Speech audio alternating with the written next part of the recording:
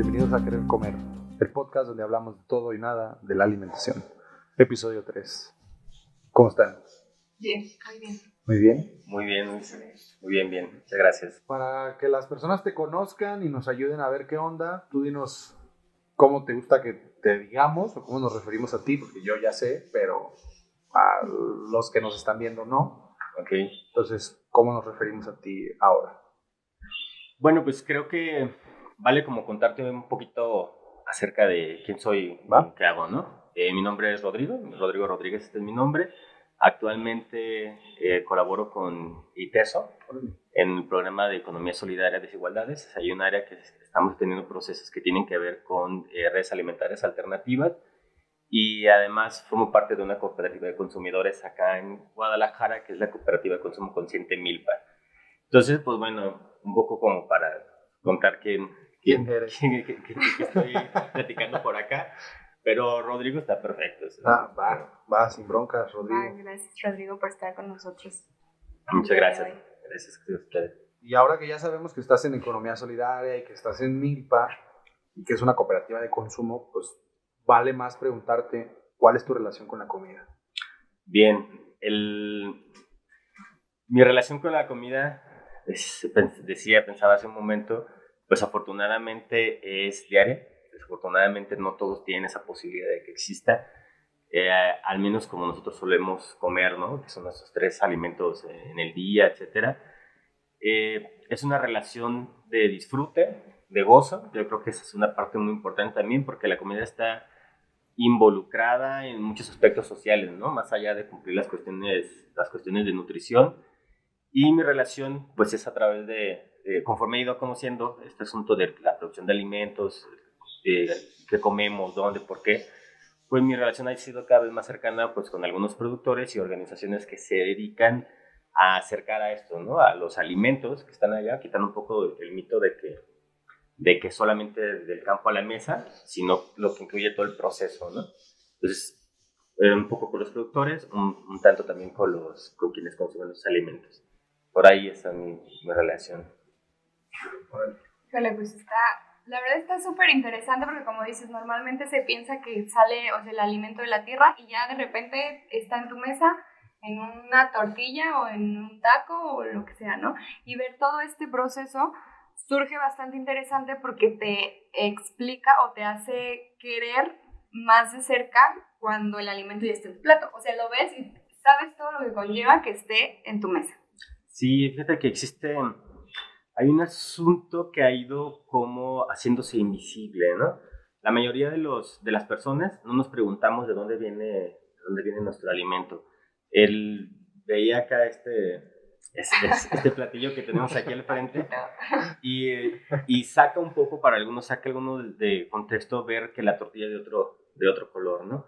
No es la clásica tortilla blanca o incluso amarillenta que conocemos en algunos lugares. Sí. Y te das cuenta que puede haber una variedad. Eso tiene que ver con la variedad de los maíces, eso tiene que ver con la semilla que se está atendiendo y por supuesto con quienes se están produciendo, ¿no? Regiones, etcétera. Entonces esas cosas sí son importantes. Vas comenzando a verlas y sobre todo a paladearlas y pues bueno, es como una gran ventaja, una gran virtud de acercarse a los alimentos así, ¿no? Y ahora que lo dices de acercarse y la diversidad y todo, ¿cómo podríamos entender que México sea un país tan amplio y que haya personas que se quedan sin comer?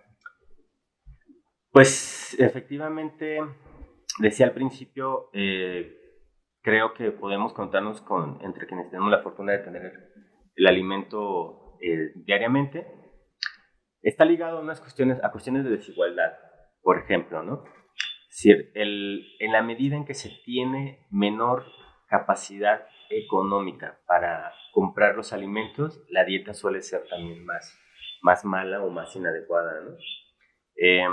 Si alguien está destinando más allá del 40% del ingreso para comprar alimentos, pues quizás estamos hablando de alguien que comienza a tener carencias en el acceso a alimentos.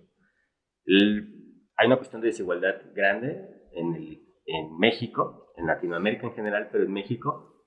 Y bueno, eso por una parte genera que en un país con tanta diversidad, etcétera, pues no tengamos el acceso. Hay otras cosas también, por ejemplo, cómo está orientada la industria alimentaria, ¿no? Claro.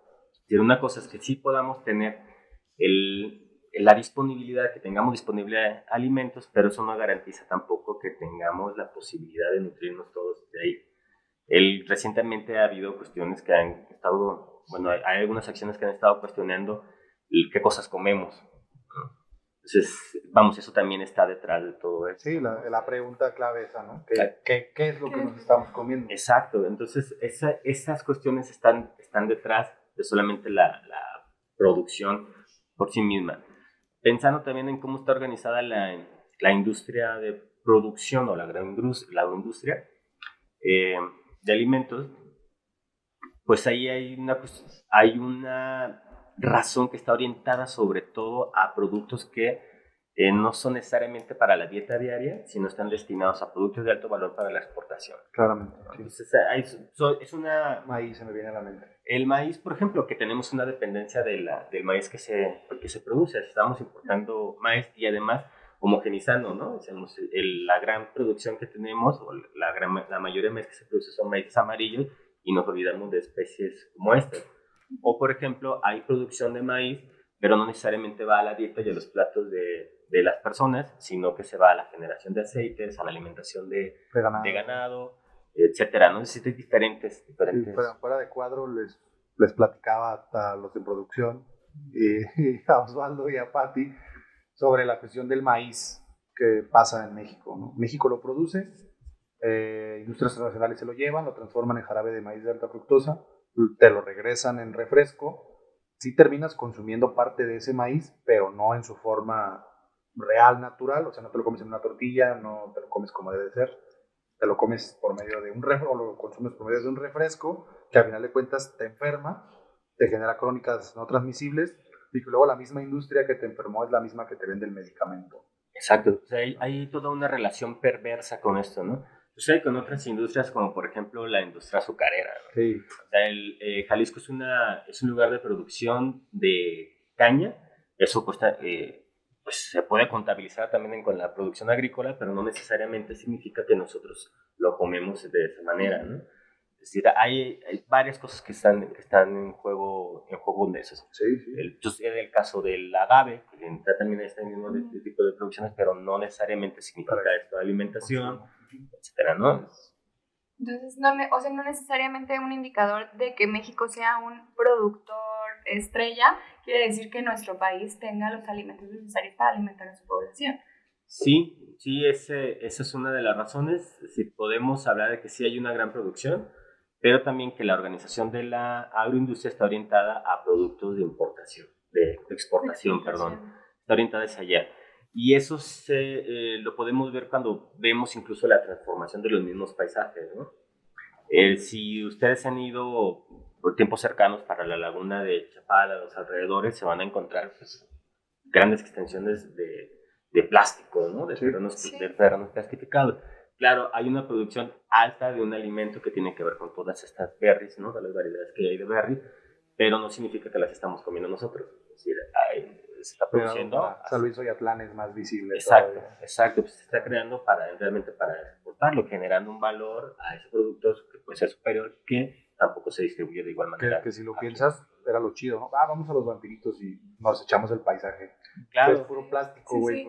Sí, y entonces esas interconexiones van resultando interesantes, ¿no? Es decir, ya no pensamos solamente en lo delicioso del alimento o lo rico que es reunirnos alrededor de una mesa a comer, sino qué pasa con estos maíces, porque ya no estaban, dónde los estaban produciendo antes, y eso nos lleva al paisaje, nos lleva a cuestiones ambientales, etcétera. Entonces se va haciendo un tema complejo, interesante. Teóricamente lo definiríamos con el sustento de seguridad alimentaria, pero mencionarlo así puede ser un tanto teórico para un podcast. ¿Cómo podríamos abordar la seguridad alimentaria?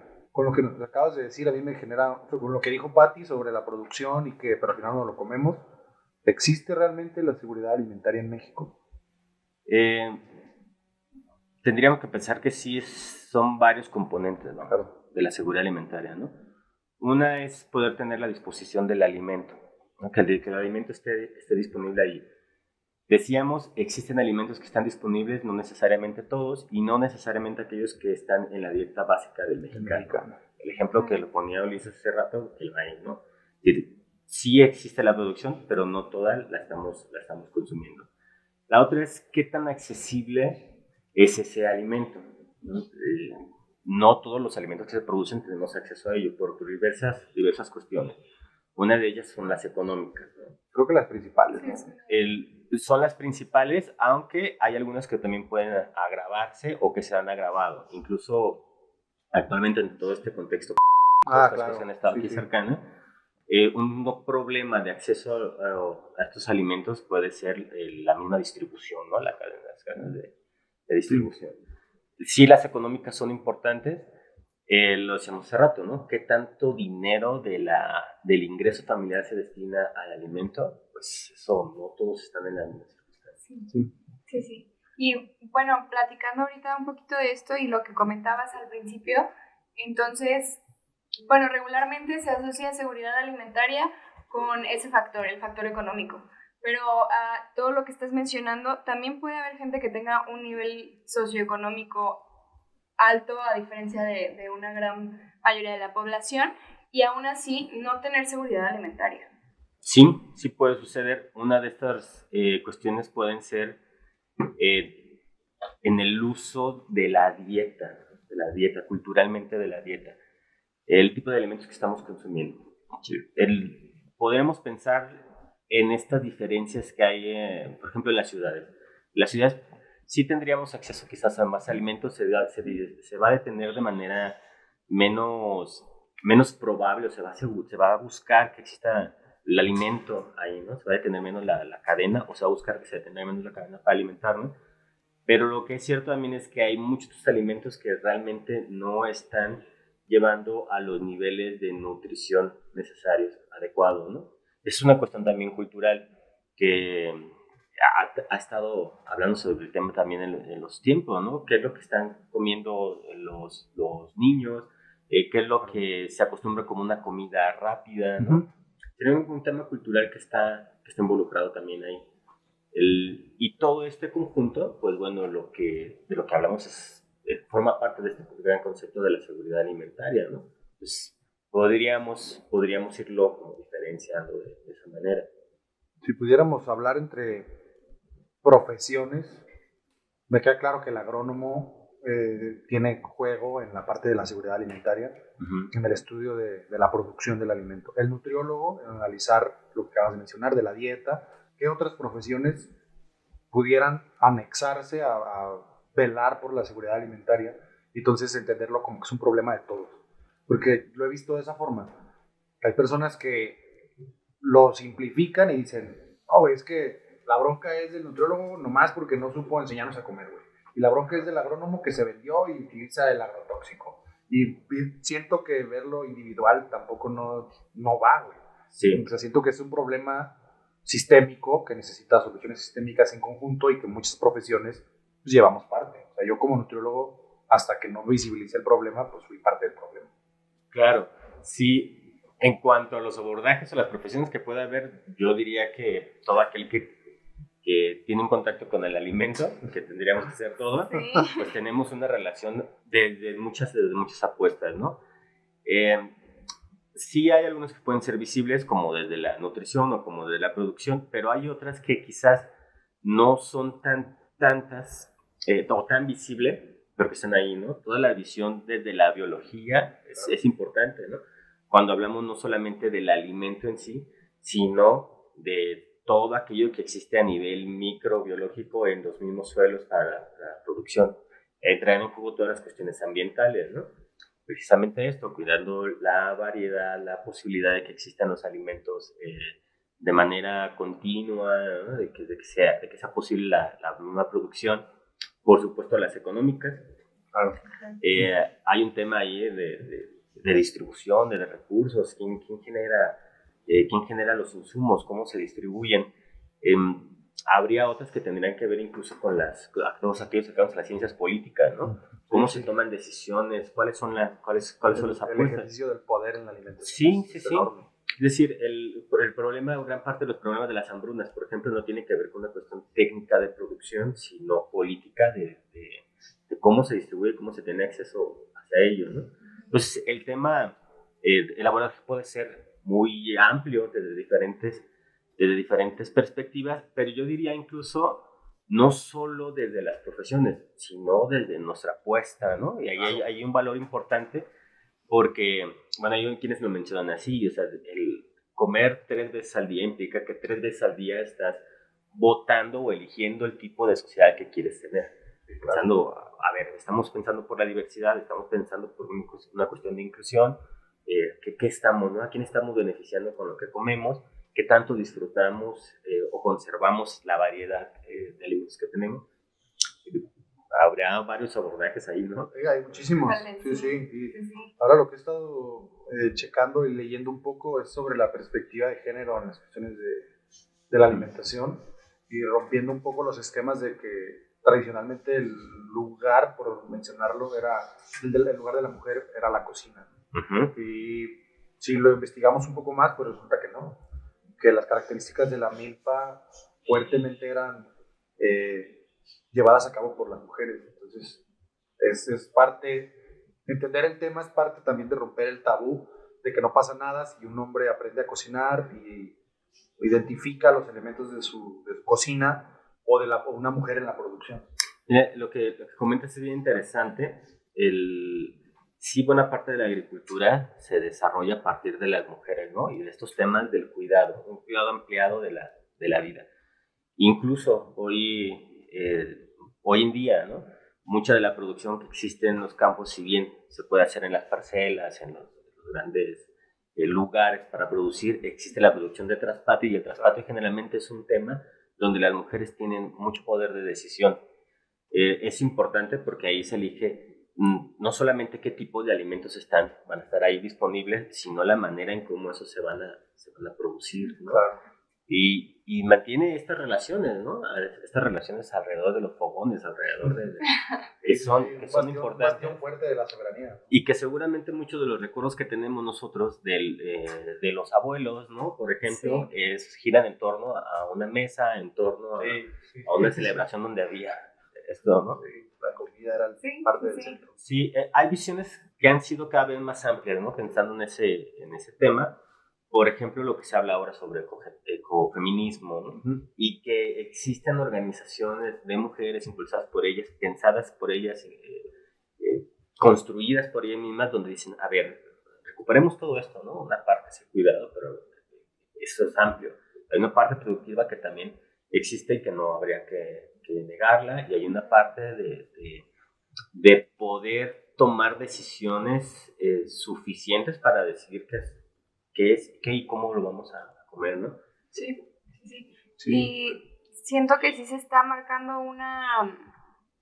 como una pauta actualmente en esa área, porque como mencionan, en el campo y en la mayoría de los hogares mexicanos con la cultura con la que ya veníamos arrastrando, las mujeres regularmente estábamos en la cocina. Sin embargo, ahora la mayoría, por ejemplo en el ámbito urbano, la mayoría salen a trabajar y empiezan a cambiar otra vez esta cultura, que es lo que mencionábamos, de que no, muchas veces nos arrastra a no conocer todos los alimentos que tenemos o a la rapidez que mencionábamos hace un momento. Entonces, es retomar, como lo que acabas de mencionar, decir, hay que retomar esto que teníamos, que a lo mejor anteriormente estaba mal visto que nosotros estuviéramos en la cocina, pero genera un poco más de seguridad y de cultura alimentaria que ya estamos dejando de lado también. Sí, y creo que está también muy relacionado, por ejemplo, con la cantidad de alimentos que comemos y la variedad de alimentos. Sí. Parecía muy raro en algún momento cuando se ideaba la cuestión de la cooperativa que comentaba, o alguna de estas organizaciones, cuando aparecían alimentos, por ejemplo, como los quelites, ¿no? Decíamos, alguien preguntaba esto, ¿qué es esto, no? O sea, ¿qué voy a hacer con estas hierbas, ¿no? Pues en realidad no es así, es un asunto que está ahí en la nutrición, pero y que forma parte de nuestras dietas culturales también, pero que ha ido desapareciendo. No solamente el comerlos, sino reconocerlos físicamente, el excluirlo, ¿no? O sea, no pensaríamos quizás en incluir el quelite como parte de la dieta. Sí. Y lo que hacen, perdido. y lo que hacen buena parte de estas organizaciones pues, es promoverlo, es decir, hay una variedad. Sucede con casos como el jitomate, ¿no? Somos uno de los lugares de origen de los jitomates, sin embargo, yo creo que la mayoría conocemos quizás 3 tipos de jitomate. Sí. Sí. Cuando la variedad es muy amplia, muy amplia, hay decenas de variedades, ¿no? Claro, estas se van perdiendo conforme va cerrándose nuestra cultura alimentaria, nuestra posibilidad de acceso, nuestra posibilidad pues de variedad, ¿no? También.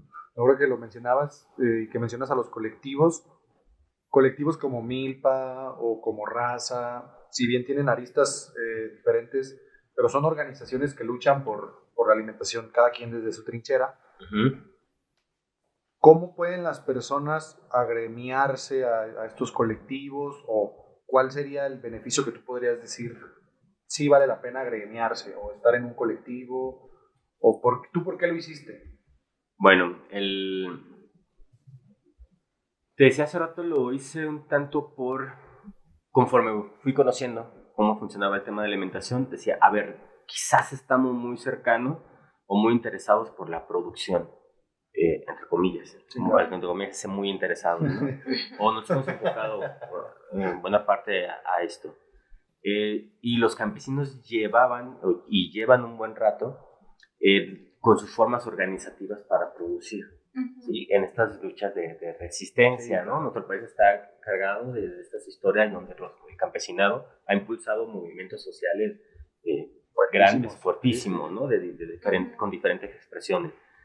Sin embargo, creo que los consumidores o quienes tenemos al final acceso a esos alimentos sí hemos estado un paso atrás o varios pasos atrás. Entonces, creo que una de las ventajas es que tiene la posibilidad una persona que se cuestiona este alimento, cómo lo tiene, qué tipo de alimentos tiene la posibilidad de decidir la forma de producirlos y la forma de adquirirlos. Si empezamos a verlos ya no como dos entes económicos, ¿no? Quien produce y quien consume, no, sino una complejidad de estas interacciones donde dialogamos entonces qué queremos comer, ¿no? Y ese que queremos comer luego vemos que nos trasciende solamente al deseo. Pensamos, ok, hay un calendario biológico de producción, quiere decir que no existen ciertos frutales todo el tiempo, ciertas legumbres todo el tiempo, y entonces entra en una cuestión de negociación. Eso nos lleva a otras negociaciones, si los precios, si las formas de tenerlos, si con quién, si qué cantidades, si nosotros apostamos como organizaciones de consumidores o esas organizaciones apuestan por un solo productor o por el contrario diversifican la cantidad de productores, ¿no? Y entonces evitan acaparamiento, etcétera, ¿no? Ahí me surge una duda y es algo que hablaba con Pati hace algún tiempo sobre este tipo de mercados o de consumo o este tipo de alimentos tiende a volverse erróneamente o no sé por qué suceda elitista. Y entonces las personas tienen en la mente necesito comer algo natural, pues tengo que invertirle un buen varo, güey, porque los alimentos orgánicos son caros. Entonces necesito hacer este tipo de alimentación, me indicaron tal cosa y es que sale caro. Realmente sí va por ahí, por esa línea de decir, si yo quiero entrar a cualquier colectivo o tener estas decisiones de conciencia, solamente lo hago si tengo poder adquisitivo. Hay varias formas de poder abordarlo eso, ¿no? Por ejemplo, cuando pensamos en alimentos libres de pesticidas, que es un tema, es una manera de entrar, claro, ¿no? Que es como el tema de la salud personal y ambiental, pensamos en lo orgánico. Sí. Sin embargo, lo orgánico no significa necesariamente libre de pesticidas o que cumpla todas estas características que decíamos, ¿no? Para que aprendan. Lo orgánico tiene que ver también con una certificación. Es decir, no todo aquel alimento que es libre de pesticidas que se produce de manera puede llamarse orgánico a menos que tenga una certificación de un tercero, ¿sí? Por tanto, hay productores que dicen, a ver, yo no utilizo químicos, ¿no? Químicos sintéticos, lo hago de una manera en la que no daño el medio ambiente, tengo pluricultivos, es decir, cultivo varias cosas, no solo, hago un manejo biológico de mis huertos, pero no soy orgánico, porque no tengo esa etiqueta. Y hay una apuesta por algunos productores que dicen, yo no quisiera que un tercero venga y me diga que estoy haciendo bien las cosas, ¿no? Sí. Cuando él tiene mucho tiempo haciéndolo, Cuando ¿no? el que lo hace mal, no existe una ley que le diga, y pues bueno, certifica que lo hace mal. Sí. Hay una desigualdad, además habrá que pagar por eso, ¿no? Entonces, eso puede ser algo. Sí es cierto que la lógica de esta agroindustria se piensa en grandes producciones que disminuyan costos. Eso también hay un tema de desigualdad y de inequidad entre los productores, ¿no? Puede ser que sí incluya una forma mucho más mano de obra, más horas hombre para producir esos alimentos, mayor cuidado, mientras el otro requiere mayor costo, por ejemplo, de insumos para mantener esos estándares, ¿no? que se ponen ahí. Ahora, sí hay una cuestión de poder diferenciar que conforme se van abriendo estos escenarios, los mismos organizaciones, los campesinos, se van abriendo estos espacios para comercializar, hay una parte de esta agroindustria que dice, bueno, hay un negocio, habrá que captarlo. Sí. Y entonces ya nos dicen, si al principio nos decían, esta es la manera de producir, ahora nos dicen, está bien, sí, posiblemente exista algún daño, pero miren que hay otra manera. Y entonces viene todo estas tendencias de capitalismo verde, ¿no? Muy claramente. Y en donde ya todo se vuelve sustentable, se orgánico, se anuncia de esta forma, y pues eso va generando también que existe un mercado de nicho para estos productores. Hay diversas formas de acercarse. Hay una cuestión cultural también, ¿no? Es decir, mientras nosotros exijamos, nos acerquemos cada vez a que esta es la manera de producir y de alimentarnos, pues entonces tenemos posibilidad también de que estos costos van siendo cada vez más accesibles para todos, ¿no? Y también existen diversas maneras de poder hacerse del alimento. No solamente la compra en una tienda especializada, sino que organizaciones de este tipo u otras que están englobadas en estos grandes conceptos de redes alimentarias alternativas, lo que hacen es favorecer canales de distribución mucho más cortos y disminuir por mucho la cantidad de energéticos usados para la producción, la transformación, la conservación en anaquel, etc. Y por tanto los costos también van abajo, ¿no? Sí. Como decías hace un momento, esa visión del sistema en general pues permite ver que hay distintos frentes, ¿no? Por donde llegar. Y acercarte más, ahora sí que sea un poquito más real lo que mencionabas, que venga de la tierra a tu mesa, ¿no? Eso nos ayuda a lo mejor que sea un poco, como mencionabas, más accesible para el resto de la población, porque siempre se escucha que, ay, tienes que comer alimentos orgánicos, lo que mencionabas y todo eso, y yo sé que es por una cuestión de mercadotecnia, pero siempre se basan en un sector de la población de un nivel económico más alto. Sí. Y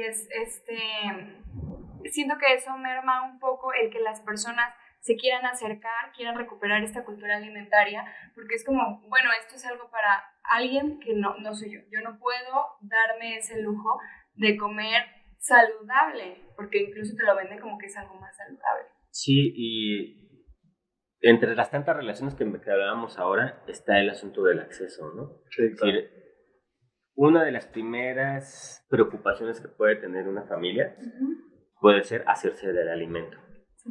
Ahora, una vez que logra que esa cantidad, ese porcentaje de sus ingresos no sea tan alto para hacerse de alimentos, será cuestiones también de tipo sociales, culturales, ambientales. Esto amplía también todos los DESCA, ¿no? La gama, claro. O sea, todos los derechos. Eso precisamente lo que va haciendo es que esta visión de derechos pues, no tendría que estar necesariamente ligado a cuánto alguien puede tener de ingreso o qué preferencia tiene por subirse o no a una ola orgánica, limpia, etcétera. Esa relación lo va haciendo complejo, ¿no? Y también que pues existe, estamos secuestrados, digamos, en nuestra visión de la alimentación, ¿no? Entonces, los quelites no tendrían que ser un alimento necesariamente caro. De hecho, se considera sí una hierba en algunos plantíos, ¿no? Podríamos tener acceso a ello y valernos de sus propiedades nutrimentales también, sin que represente a costos muy mucho más altos, ¿no? Entonces, sí, seguimos en esa gran balanza de cosas. Entonces, a lo que entiendo, los colectivos o estas organizaciones son los que pueden ser la solución a los problemas de la alimentación en todas sus aristas, sociales, ambientales, económicos, de producción y de distribución, por mencionar solo algunos. Mira, son una gran alternativa a este modelo agroindustrial que tenemos, ¿no? ¿Por qué? Porque estos colectivos se insertan precisamente en redes y sacan de la lógica la producción. Es decir, si tenemos un interés primordial por la alimentación, entonces buena parte de esa producción de alimentos está destinado no a la transformación de la generación de insumos para otros, sino definitivamente a que vayan a parar a la dieta, ¿no? Sí. La dieta de las personas. Esa es una parte. La otra es que también saca de esta lógica de que existe solamente un tipo de alimentos o una variedad de ellos que debe ser producido a gran escala y entonces lo tenemos que comer cueste lo que cueste, ¿no? Y por eso tenemos estas manzanas de Washington casi todas uniformes, etcétera, etcétera. Cuando está, a ver, pensemos entonces en esta variedad, en la gran variedad que puede haber, no solo de manzanas, sino de otros frutales, y eso es una manera de tenerlos, es tener el acceso en el entorno cercano. Creo que una de las virtudes que tienen este tipo de redes y estos colectivos es que se enfocan en entornos cercanos. Y entonces empezamos a tener mucho más claridad de qué comemos y de quién produce. No es lo mismo pensar en esa manzana que viene, quién sabe de dónde. No sabemos ni quién ni en qué forma la transportaron. Cuánto tiempo hace que se cortó, cuál es el proceso que tuvo en su producción, en su conservación, cuál es el precio que se pagó al productor, es decir, a quien hizo la siembra y el corte del fruto, hasta quien nos lo vendió en el supermercado. Cuando eso se convierte en un circuito de cercanía, un circuito corto, quitas al intermediario. Quitas una serie de intermediarios y entonces nos da la posibilidad de decir, a ver, esta manzana que estoy comiendo ahora, o este fruto que estoy comiendo ahora, puedo saber que se cortó ayer o antier. Y lo tengo con esa certeza porque además conozco al productor y sé que deja de ser el productor, sino que es Ulises y su familia. Y entonces sé que el precio que estoy pagando aquí no se distribuyó entre toda esta gran cadena, ¿no? Sino que fue a dar a la alimentación, que fue a dar al ingreso de la familia de Ulises, en este caso, pero no para... No, yo estaría feliz de ser el productor. Y eso tiene repercusiones, ¿no? Es decir, su familia se ve beneficiada, tiene mayores posibilidades de que esa familia, los menores se mantengan en la escuela, de que tomen decisiones y que puedan negociar abiertamente con el consumidor. Y como en ocasiones nos sucede en estos colectivos que nos digan, a ver, está muy bien, pero lo que ustedes quieren no se puede, ¿no? A ver, las posibilidades, las alternativas dan para esto.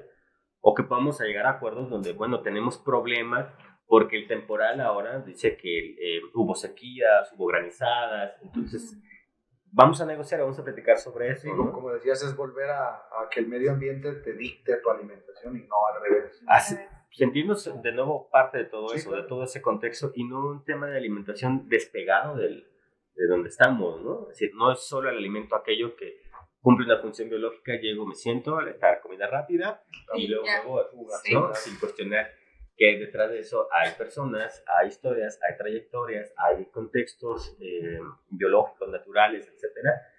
Todas estas grandes preguntas, afortunadamente, no nos las hacemos al momento de disfrutar. Sí, claramente, sí, porque sí, no disfrutaríamos. Pero que llevamos de la plática pensando en el taco. Esa implicación está de un acto tan cotidiano y tan placentero como comer, ¿no? Exactamente. Sí, exactamente. Y como mencionabas, o sea, como en teoría deberíamos hacernos esa pregunta cada vez que vamos a sentarnos a comer, por lo menos 3 veces al día, algunos que somos muy afortunados, ¿no?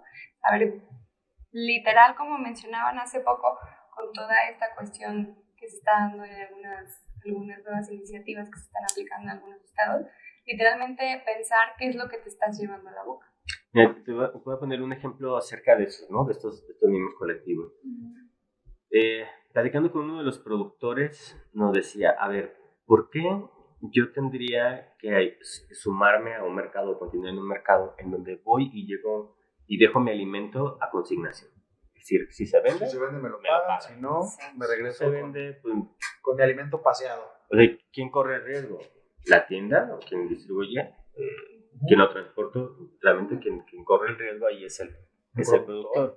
Y por otro lado, decía él, me hacen peticiones como, está bien, te lo recibo, te lo voy a pagar íntegro, pero te lo voy a pagar en 2, 3 semanas o incluso hasta 3 Que meses. es lo mismo hasta que lo venda. ¿Sí? Dice, pero y a veces se vende y el alimento no se ha pagado, ¿no? O sea, hay perecederos que pueden durar 3 meses. Claro. Sin embargo, el ingreso llega 3 meses pues, al productor. Y pues esa función no es del productor, esa función es del banco, ¿no? Sí, sí. Sí, claro. ¿Qué sucede con estas organizaciones y estos canales?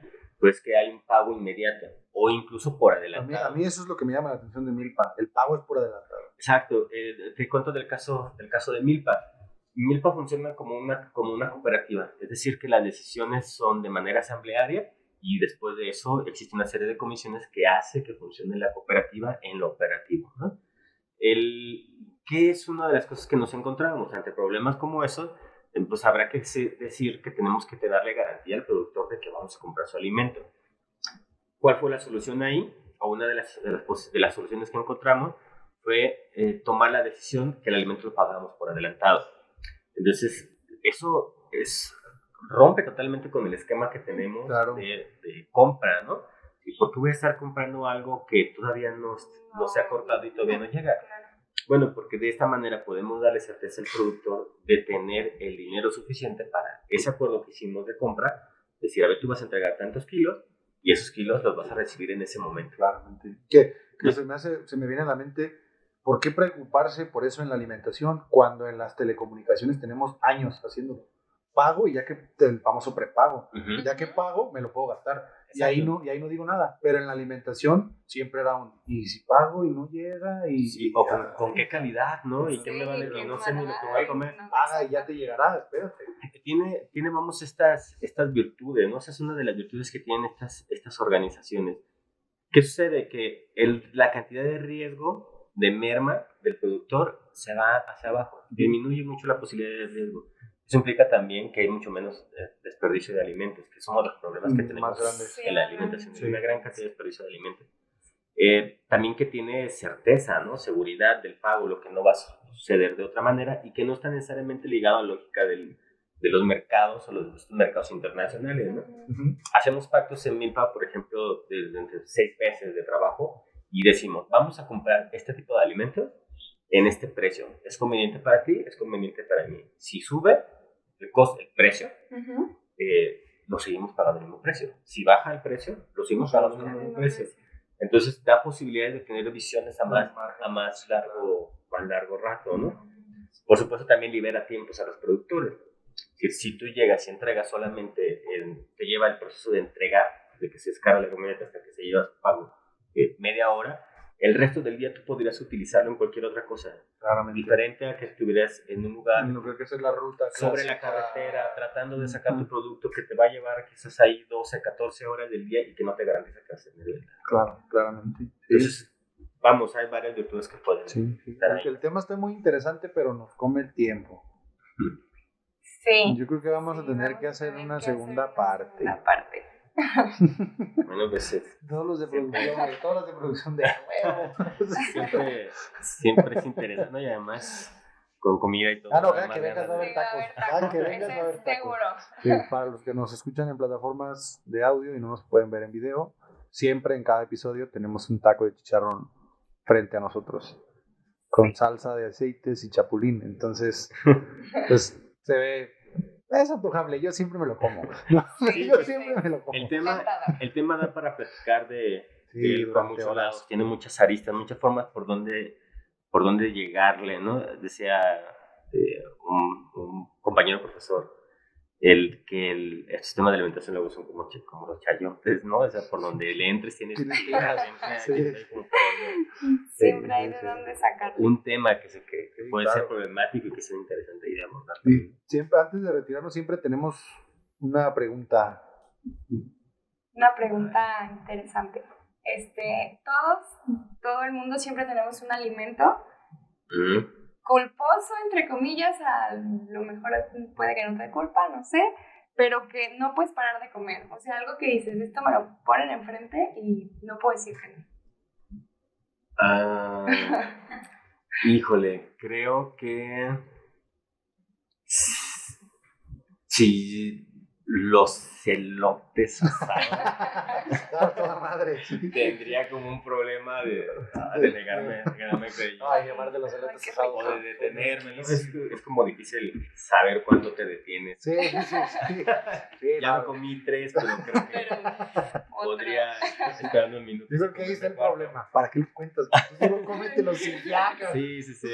Pero como dices, un tanto culposo, pero bueno, a veces hay que dejarse un poco en el desliz. Sí, claro que sí, se vale. Como Se vale dijiste al querer comer. principio, tener una relación de disfrute con la comida. Claro. Clave. Sí, en todas las celebraciones seguramente hay una historia de alimentos también. Y lo recordamos incluso con sabores, con olores, con colores, ¿no? Eso es muy agradable también. Más allá de lo meramente productivo y técnico, que es importante. Si alguien quiere checarte en redes, contactarte y buscarte para hacer alguna investigación, alguna red social donde puedan encontrarte o algún correo que quieras dar. Sí, me voy a dar el correo de ITESO, que es donde colaboro. Mi correo es rodrigorodriguez@iteso.mx. Les contaba hace un momento, estamos desarrollando ya una investigación sobre redes alimentarias alternativas que versa mucho sobre estos temas también. Está en curso, ojalá en algún momento habrá como para platicar de varios asuntos. Cuando gustes. También puede ser a partir de la cooperativa de consumo consciente Milpa. Nos pueden encontrar en redes sociales, pues básicamente Creo que está como CCC Milpa. CCC Milpa, prácticamente las principales ahí. Formo parte de la organización como un cooperativista y pues a lo mejor también ahí es un punto, ¿no? Como para acercarnos a platicar más quizás con otras personas. Perfecto. A nosotros nos encuentran en Facebook, en Instagram como Revolución Cuba y en Twitter como Red Cuba. Muchísimas gracias, Rodrigo, por estar con nosotros. Pues ustedes, la verdad que agradable estar con ustedes, agradable la plática. No, pues muchísimas gracias. Nos vemos en el siguiente. Nos vemos en el siguiente. Sí, gracias, hasta luego.